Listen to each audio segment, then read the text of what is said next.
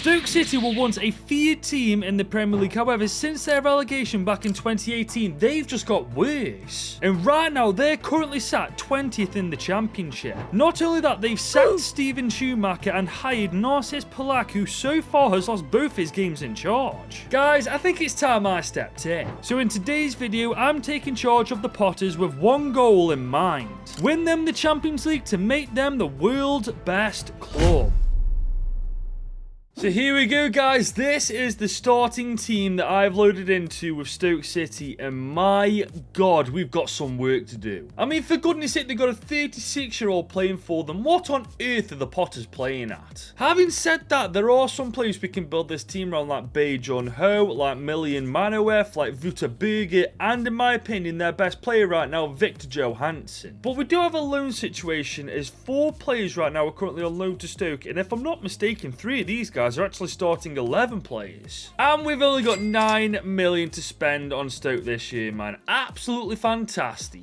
I think we're going to have to be patient with this team, man, because there's no way in hell for the first 3 seasons we're getting out of the Championship. This is going to be a slow process. But part of that process is getting the tactics right, and I'm going for the tiki-taka style of play. I've played quite defensively in the last 2 videos. Maybe if we play somewhat attacking from the get-go, we'll do better. But we will be using the 4-2-1-3 formation. This is a new formation to FC25. You can have 2 CDMs, a cam, 2 wingers, and a striker. It's basically a makeshift 4-2-3-1. As for the player roles, our strikers adopting the false 9 position to help build up the play. We're going to have our cam being the playmaker, with our wingers being inside forwards, and our defenders and holding midfielders playing a very defensive role. And after meddling with the team a bit, guys, this is, in my opinion, our strongest 11 heading into Season 1 prior to making any signings. Now, obviously, we'll have to position change Bae Jun Ho and Manoef to make sure that they're playing in the right positions, but that shouldn't take too long. But now it's time to figure out how we're going to spend this 9 million. I mean, we've got to be tactical with this. 9 million isn't a lot of money. Now, the first thing I've done, guys, is renew contracts, and Frank Fielding and Ender Stevens contracts are running out at the end of this year, guys. There's no way in hell I'm renewing a 33-year-old and 36-year-old contracts. There's no point. But now we only have 7 million to spend after renewing those contracts. Jesus Christ. Coates, you really are a tight bugger, aren't you? Now, ideally, I would like to put that 7 million into bolstering our defense, because honestly, once we do that, we aren't actually looking that bad. But because the Potters just love a loan move for some reason, we've got to figure out out of these 4 players who we're going to keep on a permanent deal. Now, I like the looks of Tom Cannon, you know, 69 overall, 21 years old. He'll absolutely be the best striker we've got in the team, so he's automatically guaranteed game time. I think he could turn into a little bit of a baller. His market value is 2.7 million, but because he's on loan right now, I reckon we can get him for much cheaper. So we're offering 2 million. Oh my days, maybe not. They want 50 grand under his market value. Okay, Steve Cooper, I see your 2.65 million, and I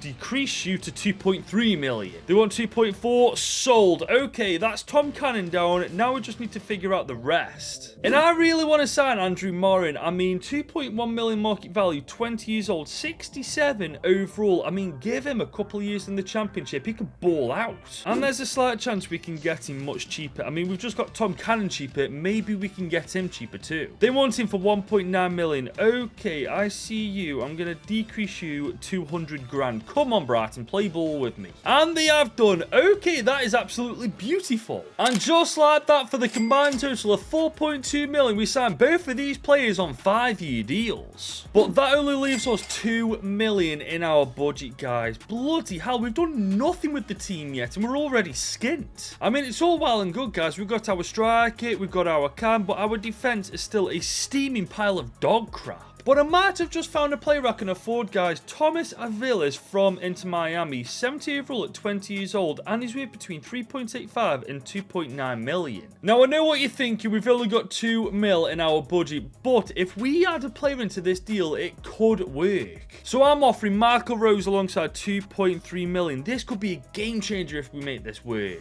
Are they going to accept it, though? Oh, my days. They actually went for it. Inter Miami, you bunch of legends. And just like that, guys, with the signing of Thomas Avilas, that's our transfer window done. Now, guys, I'm very aware that this team is nowhere near to the point where it's fighting for promotion, but that's not what this season or next season's about. It's about getting them back to actually doing well in the championship again. I mean, we are a work in progress. The defense is still absolutely pants when you think about it. The midfield definitely needs improvement. So does our striker. I mean, the best part about our team are our wingers. But in real life, Stoke City are smack bang where we are right now, 20th in the league. But come the end of this season, I am praying to God that we're in a much better position than they are in real life. And judging from these stats, I'd say we're in a far better position than they are in real life. 20-3 for Manoev, 13 for Sam Gallagher, 11-2 for Tom Cannon, and 6-10 for Bae-Jun Ho. On top of that, the ratings look amazing at the minute, guys, especially for a championship team. We're definitely on the up and on the up fast with the Potters. And the team on paper, guys, looks even freaking better. There's not a single player under 70 rated in this team. Honestly, do not be surprised if we've landed a mid-table spot. But scratch that, guys. We were 1 point outside of the playoffs. Stoke City, take a bow, lads. That is actually insane to me. I thought for sure top 10 was the very, very best we were going to get this year, but apparently we're closer to fighting for promotion than I originally thought. We did have a stinker in the FA Cup, though. We did, however, make it to round 3 of the Carabao Cup, but the bottle jobs knocked us out, so we may as well have been knocked out in round 1. But coming back to the team for a second, some players have really surprised me. I mean, Berg is 77 overall, Manoev 77, Bae-Jun Ho 75 rated. And on top of that, Tom Cannon, Moran, Avilas, our 3 transfers this year have all come in really clutch this year. But now it's just a case of where we go from here, guys, because our budget is likely to remain around 9 to 10 million at best. So with that being said, I think a better CDM than Pearson won't go amiss. As for the rest of the team, I'm finding it difficult to pick a fault with it because the average age of this team right now is really young. I mean, I'm going through all the players right now, and as you can see, aside from Ben Pearson, the average age is about 23 to 24. So I think for now we focus on replacing Ben Pearson with somebody far better, and then once we see what budget we're left with, we then go from there. But the crazy thing is, if we get our transfers right next year, we go from 7th in the championship to the playoffs and maybe even get promoted back into the Premier League for the first time since 2018. But before we get to season 2, if you're enjoying this Stoke City rebuild, drop this video a big old thumbs up and smash that subscribe button if you're new. Now, guys, we're into season 2 right now, and I've just underestimated how much our contracts are going to cost us in FC25. Because I've just renewed a lot of players' contracts, and we've got 5 million left in our budget from the original 9. 4 million on contracts. Are you joking? There's no way we find a CDM better than Pearson for that kind of money, especially that's going to be of use to us for the next 2 or 3 years anyway. So if Coates isn't going to splash the cash, I'm going to make me own. I have put together a list of players that I'm putting on the transfer market. Players that I just aren't going to use in the long run. But players like Vidigal, Tezgel and Nathan Lowe, I want to just loan out because I don't really want to get rid of them because I do actually like them for Stoke City in real life. But hopefully once those players are solved, our budget will go from 5 million to about 8 to 9 million, and that way we'll actually be able to afford a decent CDM. And just like that, guys, they have all been either sold or loaned out. I'm hoping that the budget we've got now is a little bit better. And bloody hell it is, guys, 15 million in total to spend. You know what? With that kind of money, never mind the playoffs, I want to win the freaking championship. But the problem is, once we spend the money on a replacement for Ben Pearson, I genuinely don't know where to go from there. Because it's like I said last year, without Ben Pearson in this team, the average age of it's about 23 to 25 at best. There's still so much potential in our current squad. So for now, guys, I think we should replace Ben Pearson with somebody better, see what budget we've got to work with afterwards, and then make the decision on whether it's worth it to spend that money on another position in this team. But for now, guys, I have found the perfect replacement for Ben Pearson, as I've just spent 9.4 million on Dan Neil. Only 23 and already 75 overall. Him and Wouter Berger in that holding midfield role are going to absolutely kill it in the championship.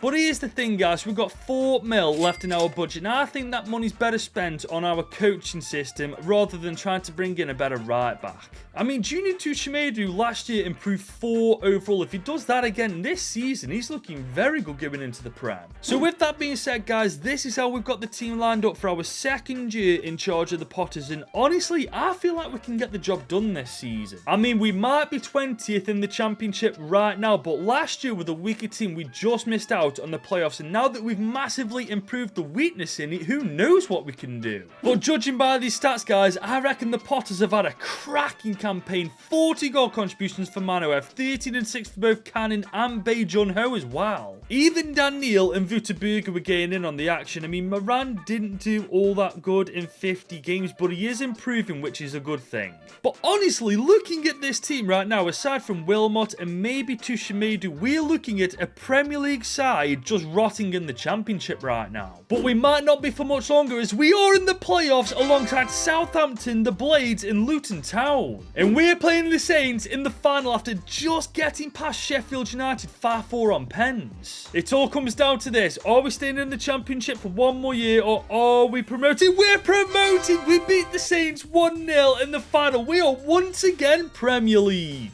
That is amazing. For the first time in 6 years, the Potters will be playing Premier League football. Get in! We even made it to round 5 of the FA Cup this time as well. And we made it to round 4 of the Carabao Cup. I'm telling you now, this Stoke City team are pretty damn crap.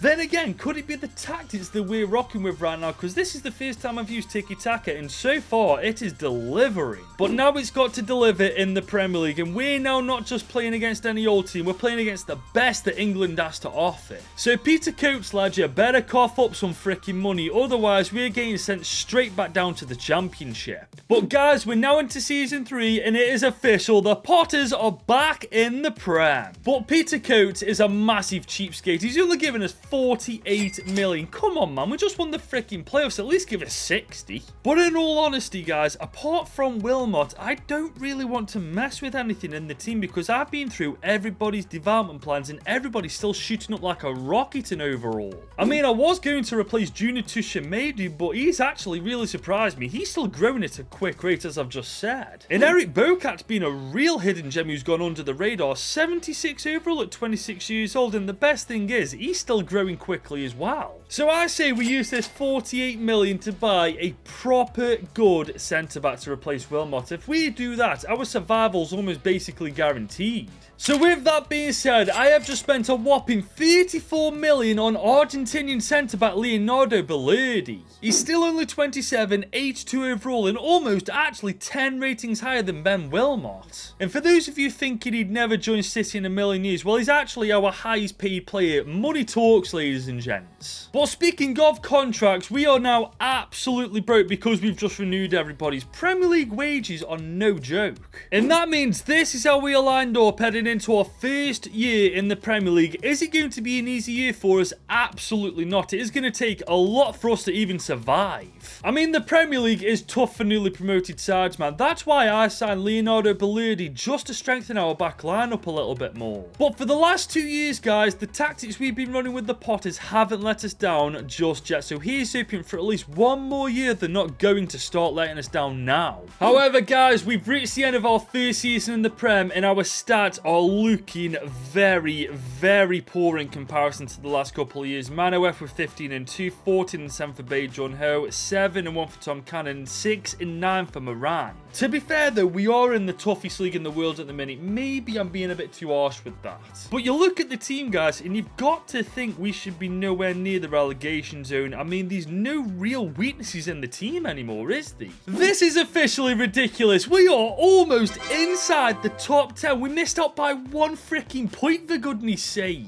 I thought the Gegenpress was the most overpowered tactic to use in Karima, but it looks like this year in FC25, it's the tiki-taka. The crazy thing is as well, we were only 15 points away from European football. If we make the right signings next year, providing we've got a good enough budget to make them, we're looking at Europa League football. But as for the FA Cup, we got knocked out straight away by Swansea. And West Ham knocked us out of the Carabao Cup in round 2. But right now, we have to look at the bigger picture. As a newly promoted team, not only did we survive in the Premier League, it looks like we bloody thrived in it. But I feel like from now on, we stop pulling our punches with the transfers. We need to sort this defence out if we are serious about getting the Potters playing European football once again. It might also be time for Victor Johansson to be replaced as well, which does break my heart because I thought he was a baller for Rotherham United and he's doing really well for Stoke City too. But if the board actually back us in Season 4 to take Stoke City to that next level, that's exactly what we've got to do. Do you know what, guys? The board of directors at Stoke can well and truly suck a fat one. We've got 33 million left to spend after renewing people's contracts, man, from the original 36. What are we supposed to do with that? How are we supposed to get this team playing top 6 football with only 36 million? Please, Peter Coates, explain that one to me.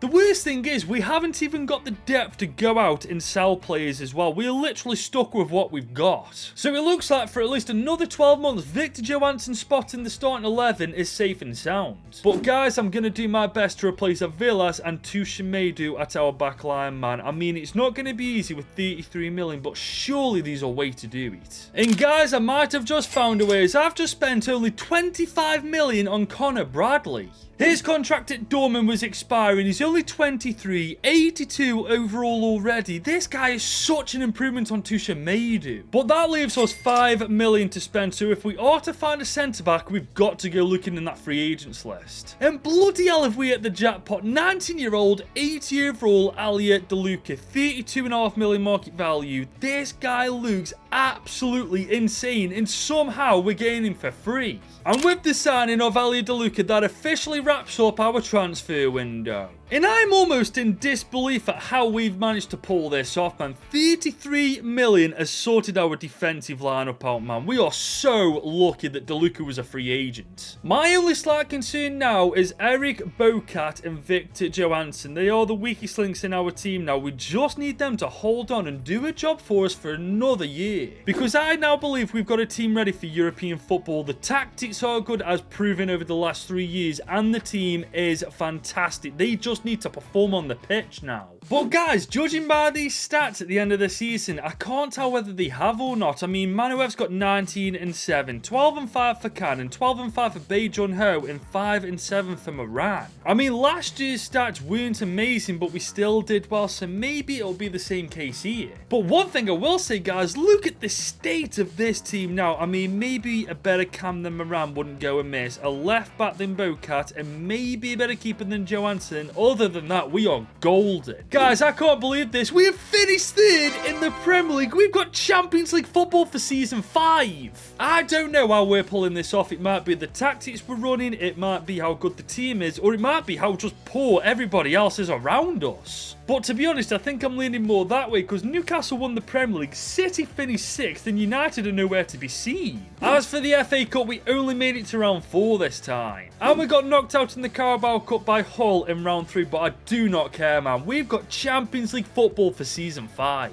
So that means there are improvements to be made to make sure that we can compete properly. Moran is one of them and Bocat is the other. I'd like to think I can replace Victor Johansson, but knowing how stingy our board have been as of late, I'm not holding my breath. But one thing's for certain, guys, we're playing UCL football next year and Manchester City are indeed the team to beat. And honestly, I don't fancy leaving it to the board to back us, so I have indeed sold Andrew Moran for 47.5 million and Ben Wilmot for 3.4 just to give us a bit more money to spend this season. But it looks like the board actually backed us for once. We've got 152 million to spend, so I'm guessing they originally gave us like 100 million to spend. But one thing's for certain, that 150 million in our budget can turn this Stoke City team into a contender to win the UCL. I mean, first things first, we need a new attacking midfielder, because right now, as you can see, we actually haven't got one. And then it will finally be time to replace Eric Bocat. I mean, the guy's almost 30, but he's been a phenomenal player for us since Season 1.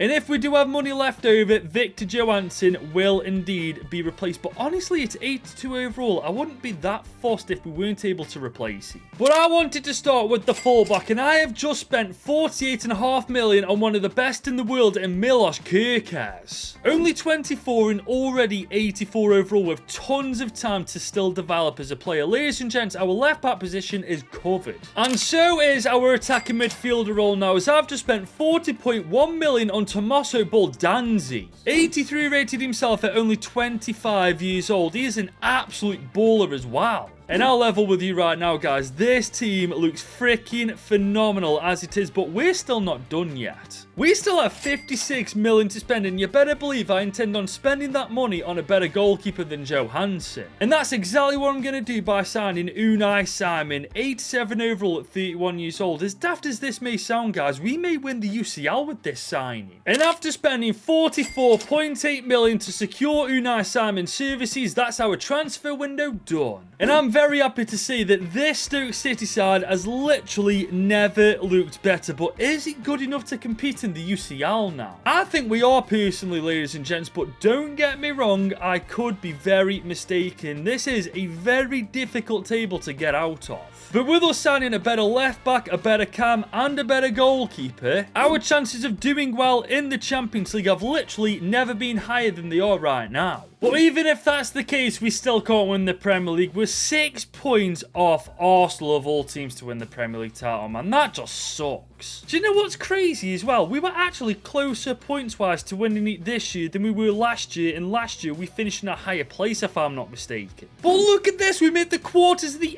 FA Cup. Coventry knocked us out on penalties. Are you taking the mick? And we made the Carabao Cup quarterfinals. Oh my days, man. How unlucky is that, honestly? But this ain't unlucky. This is amazing. We've qualified automatically to the round of 16 in the Champions League. Jesus, we're in good company. But we get knocked out in the round of 16 by Sevilla. Come on, man. We did all that in the league stage just to lose to freaking Sevilla. I'm not being funny, guys, but the team we've got right now should not be losing to Sevilla. I mean, maybe we do need a little bit more depth, and that might be why we lost to them, but still, we should be beating Sevilla. As for the stats, Tom Cannon had a great year. 39 goal contributions for him, 26 for Bae Jun-ho, 27 for Mano F2. Wouter Burger had a great campaign too, 18 goal contributions, but Baldanzi had a stinker, 6 and 54. Are you taking the mick? I spent a lot of money on you, kid. But at the very least though, guys, we've got UCL football for season number 6, and that means we're going to get a big budget again. But I'm not going to put that money into the starting 11. In fact, I'm happy to leave that as it is now. What I am going to do is focus on the bench, because I feel like if we'd have had a bit more quality here, we may have done better in the UCL. But as we enter Season 6 with the Potters, our budget has improved massively. 151 million to spend.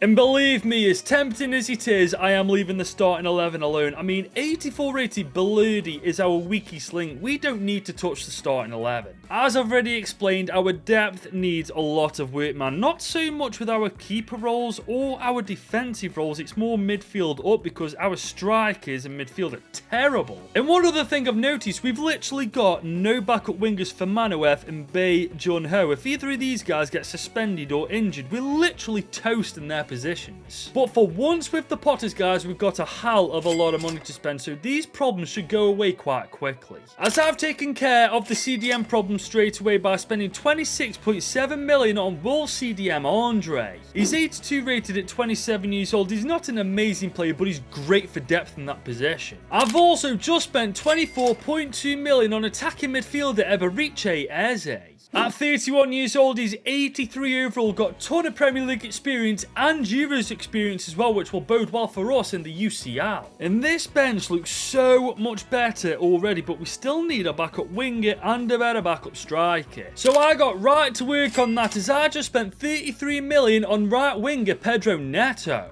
Almost 30 years old, 83 rated with a ton of Premier League experience. And finally, for that striker position, I spent 37.5 million on Hugo Duro. He'll do the job at 83 overall if anything happens to Tom Cannon. And just look at the difference in our bench now, guys. I know we've got a 68 rated keeper, but Johansson will certainly play ahead of him if anything happens to Unai Simon. And as we approach our second year in the UCL, I've got to be honest with you lot, I feel like we are strong contenders this year to win the entire damn thing.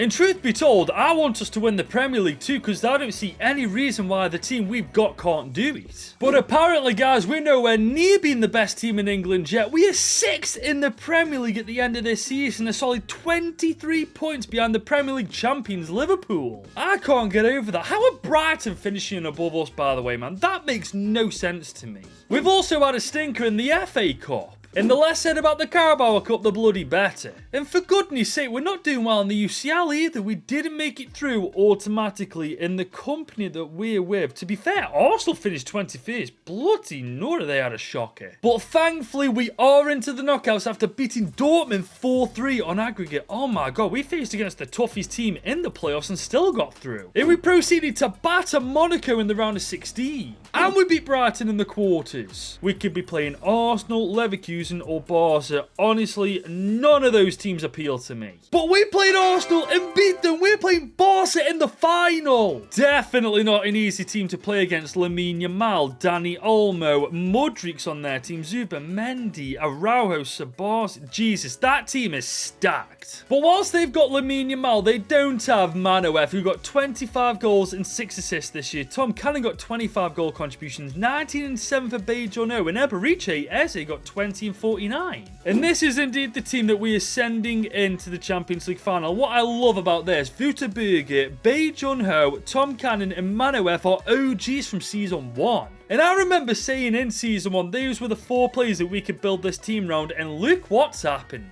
But what hasn't happened is us winning trophies, because so far we've only won 1, and that was back in Season 2 when we won the playoffs. But right now we could change that, as all we've got to do is beat Barcelona to win the Champions League. Wouterberger is on the ball. Jesus, I forgot how tall he was, but we found Bejono as he got the pace to get around Araujo. He's got a bit of room. Can he take advantage of it? Oh, that's a great save. But here come Barca. Nope. Oh, that's goalkeeper Unai Simon. Tom Cannon on the ball. He's found a bit of room to run in. Jesus, Ronald Araujo's rapid. Here come Barcelona though. Wahid's on the ball. That is a great block. Manoef is on the road. He's got it and he's onside as well. Manoef, he could make it 1-0. Oh my days, who is that keeper? Here come Barcelona. They're doing well. That is a phenomenal challenge. Milos Kerkez is on the ball. He's got, oh, look at that from Milos Kerkez. He's away. Milos Kerkez is behind. Oh my god. Milos Kerkez could go all the way. What a goal this would be. My day, who is that keeper? Seriously. Manoef on the ball now. How did he save that shot, by the way? Is he going to save that? Of course he's going to bloody save it. Milos Kerkez on the ball. Second off. Bejono in behind. He's against Ronald Araujo. Can he get a shot off? Oh my god. Who the hell is that keeper, man? Manoef on the ball. Okay, can we spot that run? Tom Cannon's in behind. Save! Oh my god. All you had to do was get it on target. All you had to do was get it on target. Found Wahi in the middle. Good save, Simon. Manoef is in behind. Look at this from Manoef to make it 1-0. We've finally broken the deadlock. It took us 71 minutes.